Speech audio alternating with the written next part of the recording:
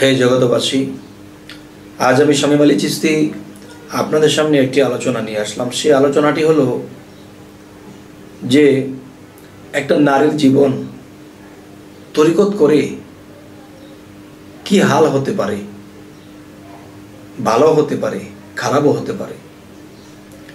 তাহলে যে শরীয়তের দৃষ্টিতে মানুষ যা কিছু দেখে তাও সঠিক, এবং যা কিছু বোঝে বা যা কিছু দেখে তা সঠিক না, আবার সঠিক। দুইটা কথা কি করে এক হতে পারে? তাই বলবো যে শুধু নারী নয়, তরিকত জগতের মধ্যে কিছু কিছু বিষয় আছে যা দেখলে মনে হয় এই তরিকতের জগতে আর জীবনে কখনোই যাব না। আবার মনে হয় এই তরিকতের জগতে ঢুকে যখন কিছু জিনিস বুঝতে পারে, আরে এটাই তো সত্য পথ। তারপরেও কত মানুষের কত মত। যাই হোক, আজকের আলোচনাটি হবে যে মানুষ কিভাবে মানুষের কাছে নষ্ট হয়ে যায়, কিভাবে একটা নারীর জীবন নিয়ে ছিনিমিনি খেলে। একটা ভালো নারী তিনিও তার নিজের জীবনটা কিভাবে ছিনিমিনি হয়ে যায়। তবে আমরা একটা জিনিস বুঝতে হবে, যা কিছু শুনব তাতেও ভুল থাকতে পারে, এবং যা কিছু দেখব তাতেও ভুল থাকতে পারে। অনেক সময় দেখায় ভুল থাকে। কেমন? ছোট একটি এক্সাম্পল। একজন একটা মানুষকে চাকু মেরে মেরে চলে গেছে, আরেকজন মানুষ তাকে বাঁচাতে চাকুটা যখন তুলতে আসছে তখন তার ছবি তুলে রেখেছে। তখন দেখতেছে চাকু দিয়ে লোকটাকে মারতেছে। কিন্তু আপনারা মনে মনে বলতে পারেন যে দেখার মধ্যে আবার ভুল কি? এখানে দেখার মধ্যেও ভুল আছে, আর এই ভুলের কারণে অনেক নারীর জীবন বিপন্ন। তবে এই জন্য আমি একটি আলোচনা আপনাদের সামনে করব। তবে এই আলোচনাটি অনেক বড়, আমি ছোট করে শর্ট করে বলার চেষ্টা করব। মনসুর হেল্লাসের বোন আয়না বিবি, এই আয়না বিবি তার ছোট ভাইটিকে সাথে নিয়ে ঘুমাতো। তো এরকম প্রতিদিন থাকে, খায়, ঘুমায়।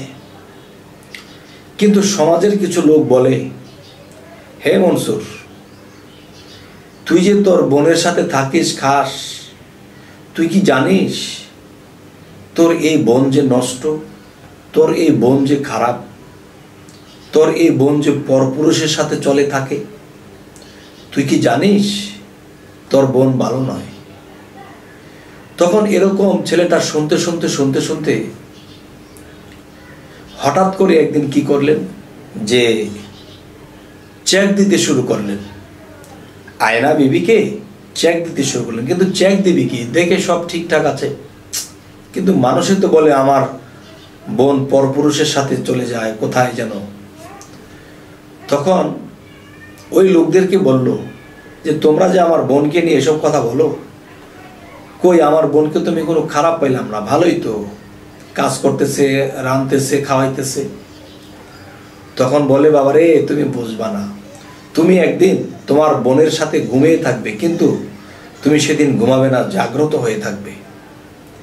দেখবে তুমি তোমার বোন কি করে। তখন ছেলেটি বলল, হ্যাঁ ঠিক আছে, তাই হবে। তখন আয়না বিবি রাতে যখন ছোট ভাইকে নিয়ে ঘুমালো,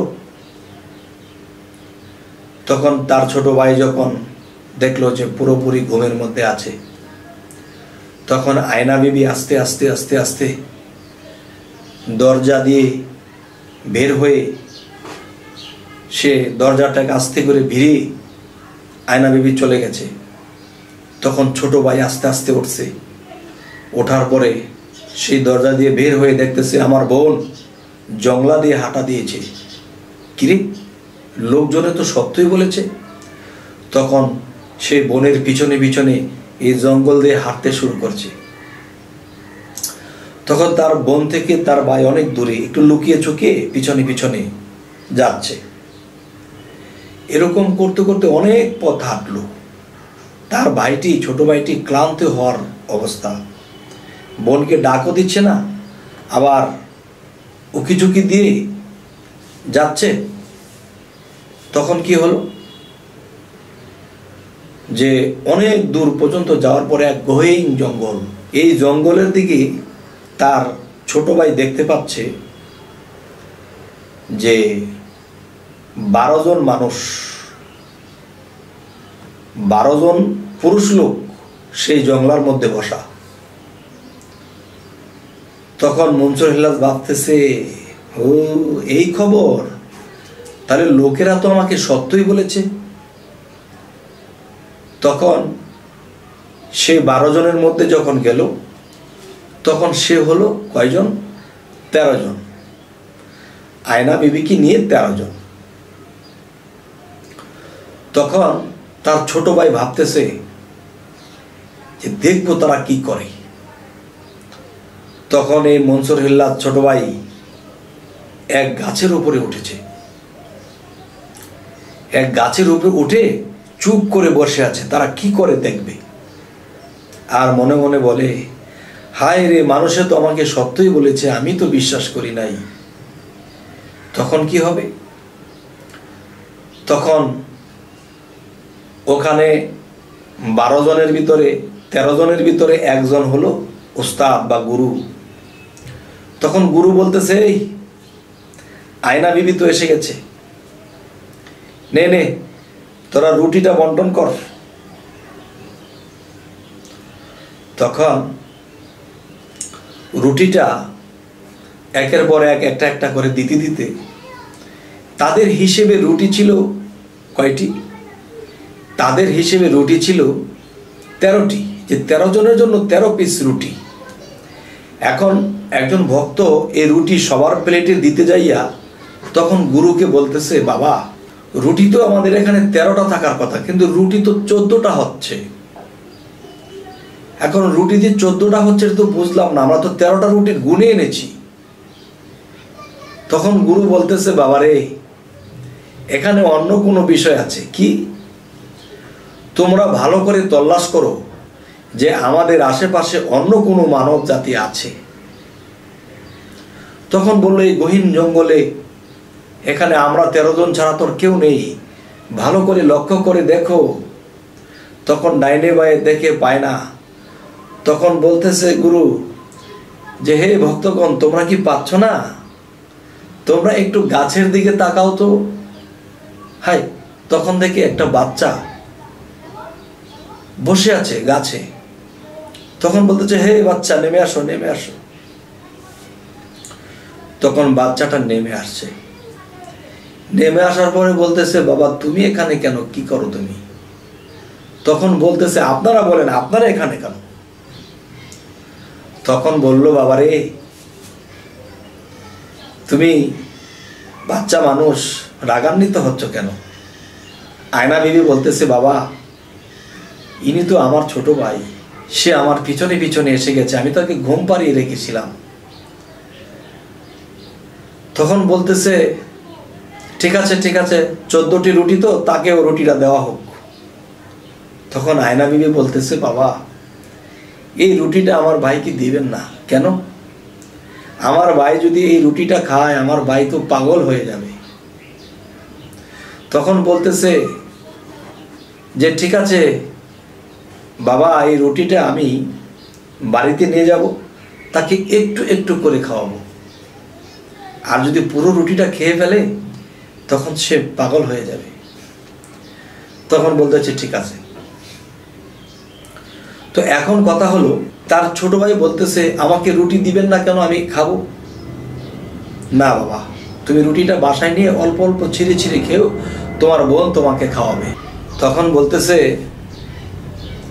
যে, আসলে এই ছোট ভাইটি বলতেছে, আসলে মানুষের উপরে দেখে বাইরে দেখে কখনো বিচার করা যায় না, ভিতরের খবর নিতে হয়।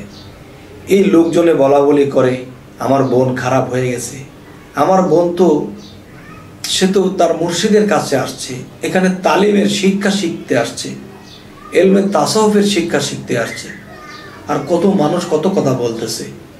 কিন্তু এখানে তো মা এবং বাবার সম্পর্ক, মা মেয়ের সম্পর্ক, বাবা মেয়ের সম্পর্ক, কিন্তু মানুষ দূর থেকে কিরকম ভাবতেছে। যাই হোক, এখন কথা হলো আজকের যে আলোচনাটি, এই আলোচনাটি যা কিছু শুনতে খারাপ দেখা যায়, যা কিছু দেখতে খারাপ দেখা যায়, আসলে কিন্তু সেখানে কোনো খারাপ নয়। আর সেই রুটিটা যখন মনসুর হেল্লাসকে বাড়িতে নিয়ে খাওয়াবে, তখন বাড়িতে নিয়ে খাওয়াবে, তার ভিতরে চিন্তা হলো আমি কখন রুটিটা খাবো। তার বোন বলছে ভাই আমি কাজ করে এসে তোমাকে একটু একটু করে খাওয়াবো। এখন সেই বাচ্চা তো একদিন, 2 দিন, 3 দিনের মাথায় তো পুরো রুটি খেয়ে ফেলেছে। পুরো রুটিটা খেয়ে আয়নাল হক, আয়নাল হক, তার মানে আয়না হক, আয়না হক, এরপরে বলতে বলতে আয়নাল হক, যে আমি আমার খোদা, আমি আমার খোদা, এরকম একটা শব্দ তার মুখ থেকে বের হতে শুরু করেছে। তখন শরীয়তের দৃষ্টিতে মানুষ বলতেছে এই আল্লাহ খোদা তো একজন আছে, তুমি কিভাবে তোমার খোদা হও, লেগেছে ব্যাস। যাই হোক, এর সামনে যাব না। তবে আজকের এই কথাটি এ কারণেই করা হলো যে নারী হোক পুরুষ হোক, তাদের বাহিরে বা তাদেরকে দেখে বা তাদেরকে কোনো কিছু দেখে আমরা মন্তব্য করতে পারবো না, খারাপ বলতে পারবো না। আমরা আগে বিষয়টা ভালো করে জানব, তবে কি হবে, তাহলে আমার আর গীবতকারী হতে হলো না এবং তিনিও একজন মানুষের কাছে দোষী হলো না। তো আজ এই কারণেই এই আলোচনাটি করা হলো যে মানুষ যেন বুঝতে পারে যে আসলে যা কিছু খারাপ দেখতে আসলে তা খারাপ নয়, আর খারাপ থাকবে না কেন, থাকতেও তো পারে। তো আমরা দেখে শুনে বুঝে তার বিচারও করতে হবে। তো আমাদের চ্যানেলের আলোচনা যদি আপনাদের ভালো লাগে তো অবশ্যই সাবস্ক্রাইব করুন, পরবর্তীতে আমাদের ভিডিওগুলো আপনারা পেয়ে যাবেন। তো আজ এই বলেই রাখবো, সকলেই ভালো থাকবেন। আল্লাহ হাফিজ।